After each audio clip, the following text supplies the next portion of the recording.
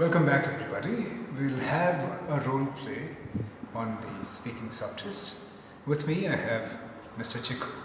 As a candidate, I'll take the role of an interlocutor. We begin with a warm-up. This lasts for approximately 3 minutes. Right? Yeah. Now, the warm-up, as we discussed, will last for 3 minutes. And I also want to remind you that this is a downloadable version. Can we begin? Yes. Sure. Good morning, Chiku. Good morning. How are you? I'm very good. How are you? I'm all right. Thank you for asking. All right. Now, we have a warm-up session. I would like to ask you the latest technological advancements in nursing. Well, if you look at it, you need to have a broad view into it. What I'm trying to say is that which area are we trying to focus? If I look at cardiology, robotics, I would say that would be the latest advancements. We have a lot of artificial intelligence, and we use a lot of artificial intelligence algorithms and everything in terms of in electrophysiology and in interventional cardiology as well. We, the times have changed of, people doing everything by their hand, and more of robotics. It has intervened, or probably, I can't say intervened, it has connected with medical science to make our life a lot easier, I would say. That was comprehensive. Thank you very much. All right. That being said, what do you think is the main difference between nursing and medicine? Practicing nursing and medicine? Well, when you look at it, you have basics which are same. You have the same anatomy and physiology and everything. But nursing has the element of service. Not that I'm saying that it's not there in medicine, but I would say nursing has that element of service more than, we spend more time with patients. So that element is already there. And you need to have knowledge, and you need to put a lot of things into perspective when it comes to nursing, hand in hand, from a physical aspect as well.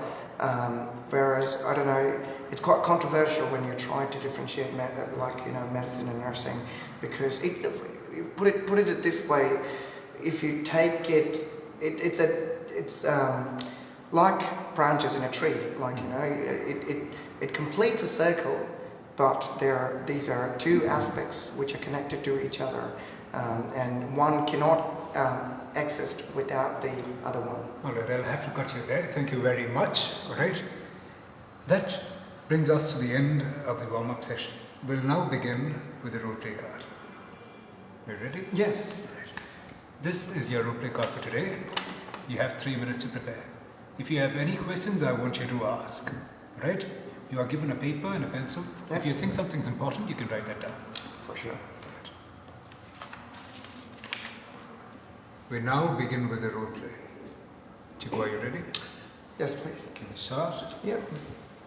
Go ahead. Steve, is that right? It is. Yeah. The reception girls told me.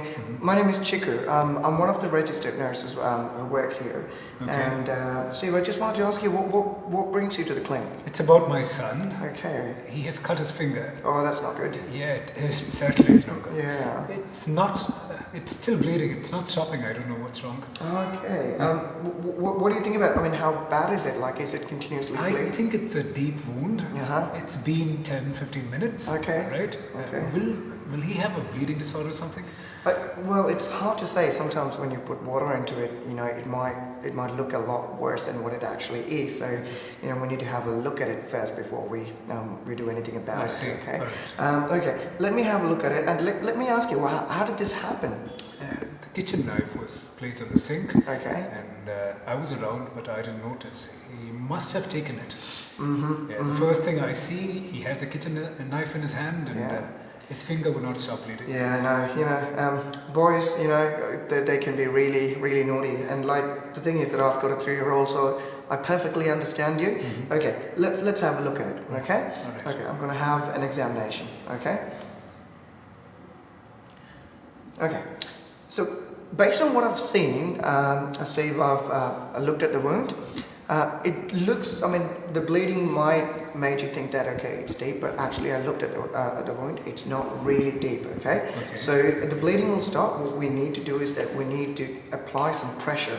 So what we're trying to do, we're trying to close the wound with some good pressure. So that'll give his body enough time to clot, and you know, and the bleeding will stop. Okay? Should he have some stitches though? Well, the thing is that, you know, you can think about it, but the wound is not itself is not that deep to put stitches. Actually, what I'm gonna do is that I'm gonna use something called a dermabond. It's like a glue. So wounds that are not really deep, what we use is we use something called dermabond. What it does is it'll close the wound and it'll stop the bleeding as well. So that's something what we can do. Okay. You mean those strips of tape?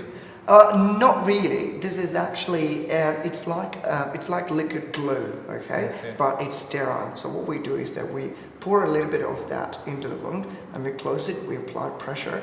What it actually does is it'll enhance the natural healing process. Okay. So how long will it take then? Well, I mean the process itself, it might not take a lot of time, because it will literally take me like 10-15 minutes to prep things, and just I need to do it in a clean fashion. How long will it take to heal?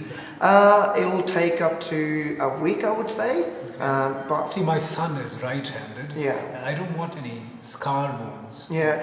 Well, the good thing about it is, I mean, obviously we have his age on our side because he's a young boy, and that scar is gonna go away quite easily. Are you sure? Oh, definitely. With the length of the wound, I can definitely say that that's not gonna stay for a long time. All right, and he's also scared of doctors. Yeah. Well, you know what? Yeah, I would not blame him. Actually, doctors can be a bit scary sometimes. Well, what I'm going to do is that I'm not gonna come with my white coat. So I'm just gonna take it out. That will help. Yeah, definitely. We need to bring some sort of a familiar, like a nervous-free environment for him to be, you know, feel free and relaxed. So we can definitely organize that. You can do something about it. Yeah. Who is his favorite superhero? He's not into comics actually. Oh, very good. I mean, you know what? We tried to do something of his own taste, so we could take that, you know, so that scared feeling out of his mind. So that's okay. He draws a lot. Yeah. Anything particular that he likes, or? Yeah, he's into scenery and such stuff. Oh, fantastic. Well, unfortunately, I can't take it outside, so we'll have to do it in the clinic itself. That's all right. I So, understand. anything else, Dave? I can before it's also regarding me. Yeah. Since I might be asked what I was doing. Yeah. When my child was playing with the kitchen sink. Yeah. All right. Now I don't want any investigations or such stuff. Yeah. Especially with the police. Do you think anything of that kind will pop up? Well, you know what? This is something simple, and I've observed the wound, and it's not something which is concerning to take you to the sort of that direction. What I can definitely say is that, I mean, since I've got a 3-year-old, what I do is that you need to find places where he can't reach any of these things, like, you know, especially things like things that you use for cleaning, you know, sharp objects, any materials. Keep it out of his reach. No, he's just not allowed to stay with me. Okay. I have a restraining order. Yeah. He stays with my ex-wife. Yeah. So I'm a little concerned.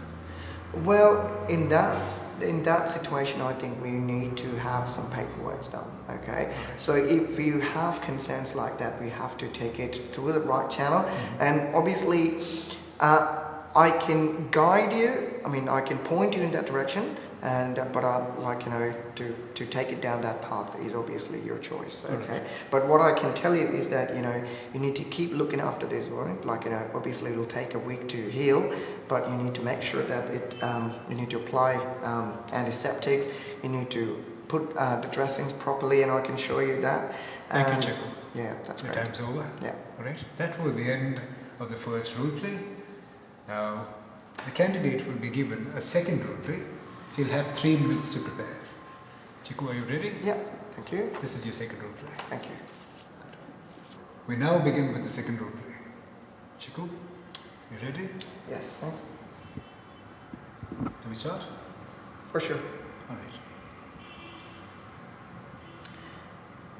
So, James, my name is Chiku. I'm one of the registered nurses who work here. Okay. So, Dr. Steve told me about your situation. You've been in an accident. I was. Okay, so, well, that's not good for a day, is it? Never is. No. Okay, so he told me he did the scans and he did the x-rays and everything, so luckily nothing's broken, which is a good thing. Okay. So the one thing what we need to do, that you need something called a blood transfusion. Okay? Sorry? A blood transfusion. Okay. So what happened is that when you were in the accident, you had a cut and you lost a bit of blood through there. Okay. So we need to transfuse the blood that you've lost. Okay. I remember my shirt was doused with blood. Yes. So basically, obviously, it's something which concerns people. Okay. So I just wanted to make sure that have you got any concerns about a blood transfusion? I do. Yeah. Just shoot, because doesn't this mean taking somebody else's blood? Yes. Short answer, yes. Will they be okay with it? Well, for sure, yes. I can say people donate blood. It's something that we do. I mean, basically, in situations like yours, when we need it and we can transfuse it. What if I get infections, pathological conditions? Well, it is a concern, but I can assure you that the risks are very low, because we do screen the blood multiple times at the blood bank. So the chances of an infection is very, very low. And on the other side, the process of transfusion, we do it in a very clean, sterile manner. So the chances of a cross-infection is very low. I know the risks are there, and I know that things are concerning, but I can assure you that it is, when you compare the risk versus the benefit, actually your benefit weighs a lot more than the risk. No, I understand, but will my organs accept this new blood? Well, what we do is that we take a blood sample from you. Obviously, we have taken it when you came into the emergency department. We match, we run that sample, and we find a blood group. We find blood that matches with your blood group. Okay? So that's how we do it, and obviously we will then again run tests to make sure that it doesn't react with you. So we do all the antibodies cross-check and everything like that. Will I lose my life in the process? Well, it is a very safe process. There are errors. In the past there have been some errors happen with blood transfusion and everything. I'm not hiding anything, but the process in the last 10 years have gone forward a lot, that we have eliminated a lot of those errors and chances for those errors. So I don't think, according to the situation what we face now, you don't have to worry anything. What about HIV or something of that sort? Well, that's what I was talking about. Once people donate blood, we run tests to make sure that, the blood's not contaminated. And we eliminate even something as simple as, there's something called a mad cow's disease back in the UK. And we don't even we don't accept people who've lived in that sort of era to donate blood. So we try to make a lot of these restrictions to make sure that the whole process is simple. And we can carry out this process safely. Will I know who donated blood for me? No, obviously, because we have to. There's a confidentiality in terms of that, so we cannot disclose. I could investigate if they are infected. You have every right. If there is anything you feel not right about this procedure, you can investigate on it. Or in terms of, you can go through proper channels of investigations in regards to it. You can, but what I can assure you that we have checked your bloods. Your hemoglobin count is considerably low, as I was talking about. But I'm still breathing. Yeah. Well, the thing is that you might not visibly able to look at it right now, because you're lying down on the bed. But once you get out, once you do something, that's where you need more oxygenated blood supply to your internal organs. So you might not find it now, but if you stand up and if you start walking or anything like that, you might feel lightheaded. We normally don't recommend transfusion until it's absolutely necessary. So you fall in that category and where your count is really low. Okay, so obviously you can say no to it. I can only recommend, but I tell you that it's very much needed for you. I think I'll go for it then. That's very good. So what we do is that we do an informed consent, and you can sign it, and we can start the transfusion. Okay, and I'll tell you, you'll feel a lot better. All right. Thank you very much, Chiku. That's okay. All right. That was the end of the second roleplay, and more such videos will be uploaded soon. Thank you very much.